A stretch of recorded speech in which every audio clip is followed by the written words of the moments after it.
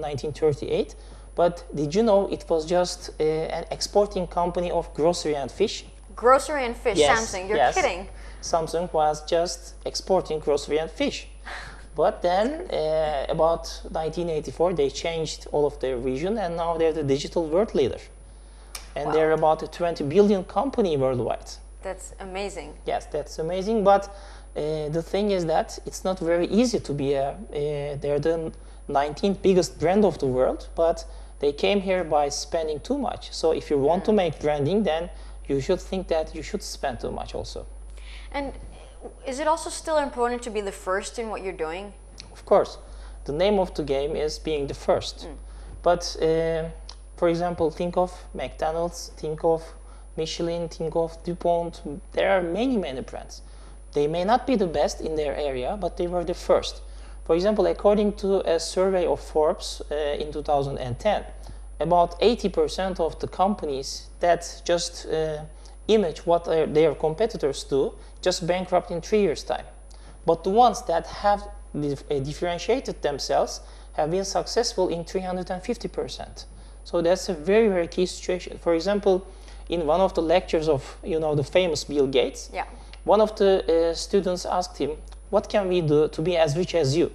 And the answer was very, very astonishing from Bill Gates. He said, whatever you do, don't do what I do. Because all the money in that business has already been earned by me in what I do. So please do something different. So that's the key issue. In my area, it's different. For example, in pharma sector, if you just launch a product with very little side effects, with a powerful efficacy, you may be the fifth, but you may be the market leader. But in other markets, whatever you do, you should be the first. So it could be a key to have very, very good product, but if you're the first in it, you have a much, much bigger chance. And the perception is important. For example, there is a very strange survey by Garrison Group. It's done in February 2011. And they say that who want to use BlackBerry and who want to use iPhone 4. And they just group the people according to this habit. And they stigmatize BlackBerry users as people who are workaholic, who are very keen to networking, and who like to just take control of everything. Whoa, and but the iPhone 4 users are classified as people who have high self-confidence than they should have and who are very creative. But there are many surveys like this. For example, they just group the people. Okay, I'm going to have to stop you there and ask you, are you a BlackBerry user or an iPhone user? Well, my company phone is BlackBerry, but my personal phone is iPhone 4. You have both? So I have both of them. That's after the survey, I bought both of them. That's good. Yeah. And on the other hand, for example, they just classify the people according to the time they sleep or the time they get up. For example, in the United States, companies, when they want to hire people, for example, they may prefer early birds. For example, if they want to have a stable job, if they want to harmonize the people who enter the company, but if they want creative people who are more or less unpredictable, then they choose the people who get up very late. So it's a very interesting thing in Turkey. So unpredictable and late, I mean, that might be negative, but it's also the ones who are spontaneous and creative, right? Yes, okay. Yeah, I'm a late sleeper, so. We don't know the exact scientific explanation, but there will be more explanations in future. Okay.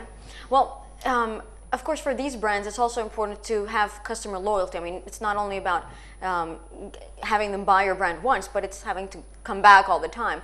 How do you create loyalty?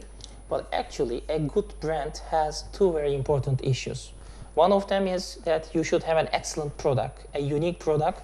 And the second one is that not only you have a good product, but you also have a good after-sales service. The customer has two big stages in its purchase.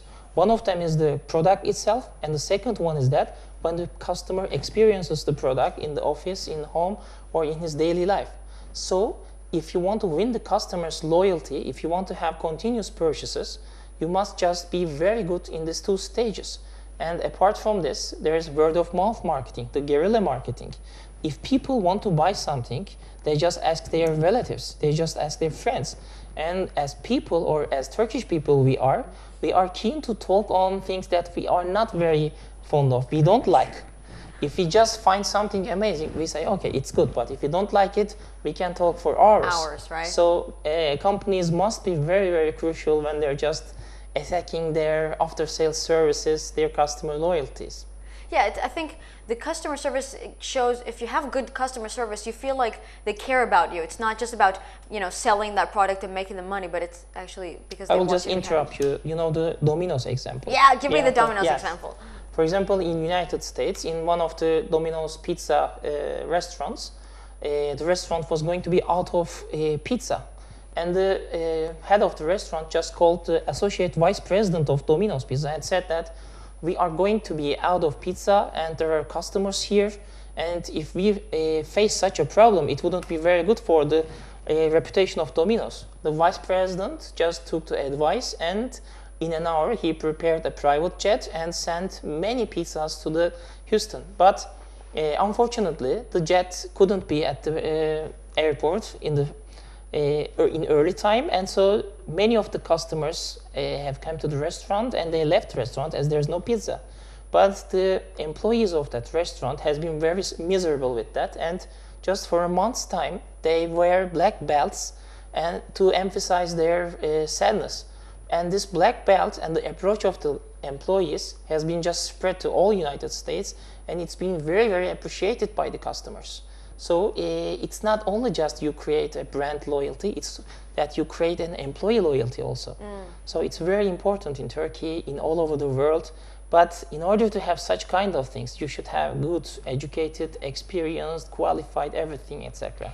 Yeah, I think that shows the vision of the vice president and the one who is sending the jet, that to show the importance of if we don't get there in time, something bad will happen. Yes. Here, I don't know if they would have done the same thing in Turkey. Well, actually, individually, we see that in many times because service sector is very, very developed in Turkey, and I think Turkish people are